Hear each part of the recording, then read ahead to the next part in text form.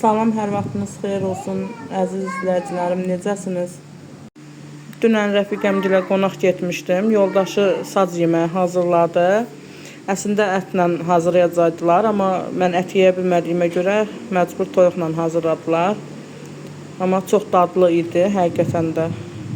Və həm əyləndik, həm dedik, həm güldük, əyləncəli anlarla yeməyimizi hazırladıq. Saz yeməyi çox ləzzətli olur. Əsasən də evdə hazırlanırsa.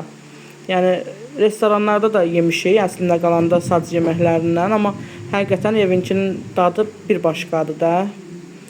Çox sağ olsunlar, var olsunlar, əlləri var olsun. Suyuz qardaşın həqiqətən əla idi.